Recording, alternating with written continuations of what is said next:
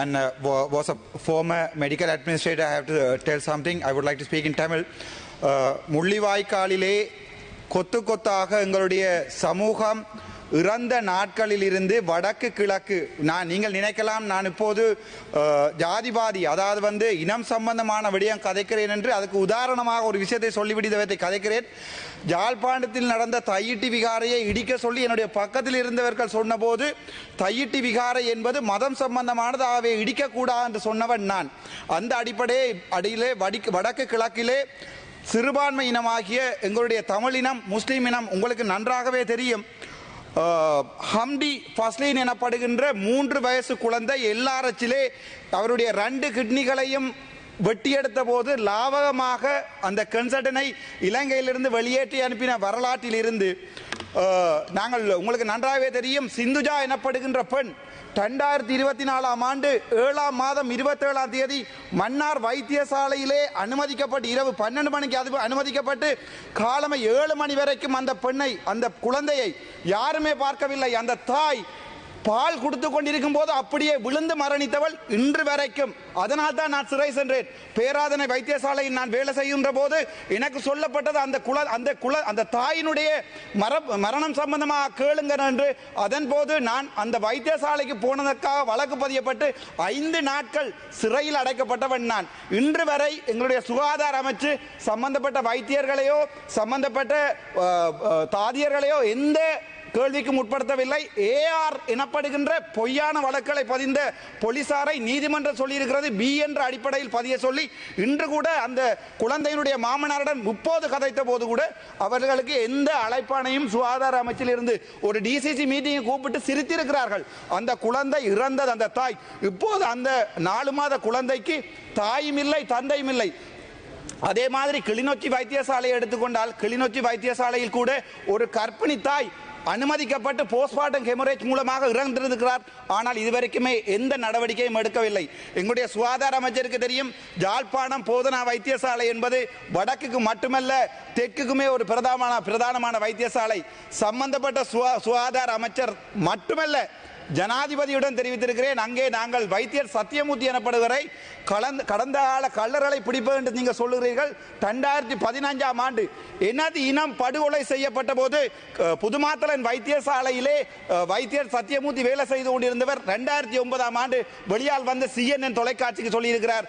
எல்டிடியினால் தான் சொல்லப்பட்டு தான் புதுமாத்தலன் வைத்தியசாலையிலே அவ்வளவு கொலைகள் நடந்தது. என்னுடைய தந்தை மறுபடியும் சொல்லுகிறேன், கன்சர்ட்டில் பதிந்து கொள்ளுங்கள். என்னுடைய தந்தை 2009ஆம் ஆண்டு புதுமாத்தலன் வைத்தியசாலையிலே கால் வெட்டப்பட்டு வயிற்றிலே காயப்பட்டு திருவோணமலைக்கு கொண்டு வரப்பட்டு பதவியா வைத்தியசாலை கொண்டு வர காணாமல் ஆக்கப்பட்டிருக்கார். இன்று அதே மாதிரி எத்தனையோ உயிரினங்கள் தங்களுடைய காணாமல் ஆக்கப்பட்ட உறவுகளுக்காக வைத்தியசாலையில் வைத்து ராணுவத்திடம் கொடுத்திருக்கிறோம், டிராக்டர்களில் கொடுத்து சௌரங்களை கொடுத்திருக்கிறோம்.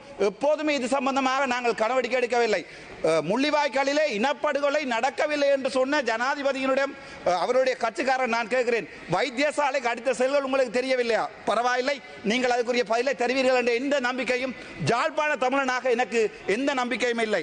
அது தவிர ஜாழ்ப்பாணத்திலே சாவச்சேரி என்ற ஒரு வைத்தியசாலை இருக்கிறது. சுகாதார அமைச்சரிடம் என்னோட கேள்வி கேட்க விருப்பம். இன்னும் ஒரு கிழமைக்கு முன்னதாக டைரக்டர் ஜெனரல் ஹெல்த் சர்வீஸ் அவர்கள் கடிதம் அனுப்பியிருக்கிறார்கள்.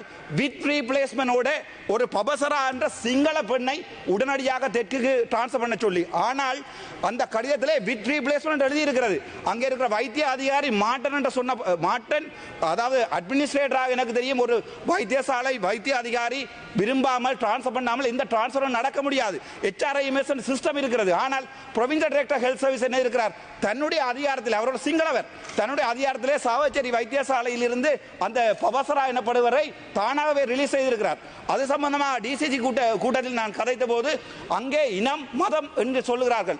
இனம் மதம் என்று சொல்லுகிற ஒரு விகாரையை இடிக்கக்கூடாது என்று சொன்ன ஒரே ஒரு தமிழன், யாழ்ப்பாணத்திலே பிறந்த ஒரே ஒரு தமிழன் ஒரு விகாரையை இடிக்கக்கூடாது. இப்போ பக்கத்தில் இருப்பவர்கள் யாரையுமே காணவில்லை. கேகேஸில் கட்டப்பட்ட தையிட்டி விகாரையை இடிக்க வேண்டும் என்று ஜனாதிபதியும் கேட்டு அரசியல்வாதியிலிருந்து தனித்து நிற்கிறேன். ஒரு சமூகத்தின் மதத்தையும் ஒரு சமூகத்துடைய உணர்வையும் மதிக்க தெரிஞ்ச ஜாழ்ப்பாண தமிழன் தேசிய தலைவன் என்ற வரலாற்றில் பிறந்து வளர்ந்து இன்றைக்கும் தயாராக இருக்கிற ஒரு தமிழன். மறுபடியும் சொல்கிறேன், வடக்கு கிழக்கிலே வைத்தியசாலையில் உங்களுக்கு தெரியும் ஃபஸ்டி ஹமில்டீன் என்ற குழந்தை இன்று வரை தன்னுடைய கொலைக்காக அவருடைய தந்தையார் ஒரு முஸ்லீம் தந்தையார் சுகாதார அமைச்சுக்கு வெளியே அவர் ஒவ்வொரு நாளும் வந்து போராட்டம் செய்கிறார். எந்த சுகாதாரமும் என்ன பதில்களை சொல்லுகிறது? இதையும் விட ஜாழ்ப்பாணத்திலே ஒரு போர்ட் சர்டிஃபைட் இல்லாத கன்சல்டன்ட் எங்களுடைய மதிப்புக்குரிய அமைச்சர் அவர்களுடைய உங்களை நான் கனவாக கேட்டுக்கொள்கிறேன், தயவாக கேட்டுக்கொள்கிறேன். ஜாழ்ப்பாணத்திலே போர்ட் சர்டிஃபிகேஷன் இல்லாத வைத்தியர் டாக்டர் டி சத்தியமூர்த்தி அவர்களை முதலிருந்த அரசாங்கம் அவர் வந்து இனப்படுகொலையை எதிராக சொன்னார் என்ற காரணத்திற்காக இனப்படுகொலை நடக்கவில்லை, முள்ளிவாய்க்காலிலே என்னுடைய உறவுகள் சாகவில்லை என்று சொன்னதற்கு பரிகாரமாக கேபினெட்டில் கொடுத்து போர்ட் சர்டிபிகேஷன் கொடுத்து அவரை வைத்தியசாலையில் அமர்த்தி வந்திருக்கிறது. வெளிநாட்டில் இருந்து எங்களுடைய ரத்த சொந்தங்கள் கோடி கோடியாக எங்களுடைய வைத்தியசாலைக்கு அனுப்பி கொண்டிருக்கிறார்கள். அதில் ஏதாவது ஒரு கணக்கு எங்களுடைய சுகாதார அமைச்சுக்கு தெரியுமா என்று நான் கனவுடன் கேட்டுக்கொள்கிறேன், தயவுடன் கேட்டுக்கொள்கிறேன். இன்று பார்த்தால் அவர் ஒரு வீடியோ போடுகிறார், தான் கண் வைத்தியசாலையை கட்டப்போகிறேன், என்னுடைய சொந்த சகோதரங்கள் டயஸ்போராவை காசு அனுப்புமாறு. அது எங்களுடைய சுகாதார அமைச்சருக்கு தெரியுமா? அது சம்பந்தமான எந்த நடவடிக்கை? இப்போது எங்களுடைய சுகாதார அமைச்சு, எங்களுடைய சுகாதார அமைச்சர் நான் அனுமானிக்கிறேன் தங்கமுத்து சத்தியமூர்த்தியுடனும் சுவிஸிலே இருந்து வந்திருக்கின்ற அவருடைய அடியாட்களுடன் சேர்ந்து மறுபடியும் ஒரு டீல் அடித்திருக்கிறார்கள். வெளிநாட்டிலே கருப்பு பணமாக எங்களுடைய தேசிய தலைவனின் பணத்தை வைத்தியசாலையிலே வெள்ளை பணமாக மாற்றுவதற்கு. அதேபோல் இவ்வாறான விடயங்கள் கணக்க இருக்கிறது. ஒதுக்கப்பட்ட வினாடி 8 நிமிடங்கள் ஒதுக்கப்பட்டிருக்க தயாசிரி அம்மை அவர்களுடைய வினாடி 2 நிமிடங்கள் இருக்கிறது. தயவு செய்து அதை தரவும். அது தவிர சாவச்சேரி வைத்தியசாலையிலே நான் என்னுடைய பதவியை இழந்து நான் இந்த போராட்டத்திலே போய் 25 வழக்குகள் வேண்டினால்தான் சாவச்சேரி வைத்தியசாலையை உலகமே திரும்பி பார்த்திருக்கிறது. இப்போது 4 கன்சல்டன்ட்கள் விட்டிருக்கிறார்கள். 3 பேர் எஸ்ஆர் சீனியர் ரெஜிஸ்ட்ரார் எனப்படுகின்ற லிஸ்டிலே அவர்கள் டிரான்ஸ்பர் ஆகி போனால் அந்த வைத்தியசாலை மறுபடியும் போகும். 2014ஆம் ஆண்டு 400 மில்லியன் ஒதுக்கப்பட்டு அதிலே 200 மில்லியன் சம்பந்தப்பட்ட இன்னொரு இப்போது பாராளுமன்றமாக இருக்கிறவர் வவுனியா வைத்தியசாலைக்கு அந்த காசை சூறையாடி, ஆனால் அது சம்பந்தமாக சுகாதார அமைச்சு ஏதாவது நடவடிக்கை எடுக்குமா என்று கேட்டால் இல்லை. நாங்கள் கல்லறை பிடிக்கிறோம் என்று வந்த நாங்கள் இப்போது கல்லறை பாதுகாக்கிறோம். முடிந்தால் உங்களால் தங்கமுத்து சத்தியமூர்த்தியினுடைய வெல்ஃபேர் சொசைட்டியில் இருந்து அவர் எவ்வளவு பணம் வெளிநாட்டில் இருந்து எடுக்கிறார் என்பதை உங்களால் முடிந்தால் செய்ய முடியுமா இருந்தால் நான் எங்களுடைய மதிப்புக்குரிய ஜனாதிபதிக்கு நான் கொடுத்த ஆதரவை திருப்பி தருகிறேன். ஏனென்றால் வடக்கு கிழக்கை பொறுத்த வரைக்கும் நாங்கள் ஒரு தமிழ் பேசுகிற இனம், நாங்கள் ஒரு வேறு மொழி பேசுகிற இனம், ஆனால் நாங்கள் புத்த மதத்தை மதிக்கிறோம். அதனால் தான் சொன்னேன், ஒரு நிமிடம் தாருங்கள், அதனால் தான் சொன்னேன் இன மத பேதமின்றி நாங்கள் ஒன்றாக வாழுவோம் என்று. நன்றி. இந்த உயரிய சபையிலே இன்னும் 77வது நாளுக்கு பிறகு சுதந்திர தினத்திற்கு பிறகு உண்மையான சுதந்திரத்தை உணர்வதாக நான் விளைகிறேன். ஏனென்றால் 77 நாட்களுக்கு பிறகு எனக்கு கதைக்கு அனுமதி தந்திருக்கிறார்கள். நன்றி, வணக்கம். 77 நாட்களுக்கு பிறகு பல்வேறு போராட்டங்களுக்கு மத்தியில் பாராளுமன்ற உறுப்பினர் ராமநாதன் அர்ச்சுனா தனது கன்னி உரையை இந்த சபையில் ஆற்றினார். இதன்போது யாழ் போதனா வைத்தியசாலையினுடைய பணிப்பாளர் சத்தியமூர்த்தி தொடர்பில் பல்வேறு ஊழல் குற்றச்சாட்டுக்களை அவர் அடக்கினார். அந்த வகையில் சத்தியமூர்த்தி இனப்படுகொலை இடம்பெறவில்லை என குறிப்பிட்டே வைத்தியசாலைகளில் கொலை செய்தவர்களுக்கு விடுதலை புலிகளுடன் தொடர்பு இருப்பதாக தெரிவித்ததாக அவர் சபையில் குறிப்பிடுகிறார்.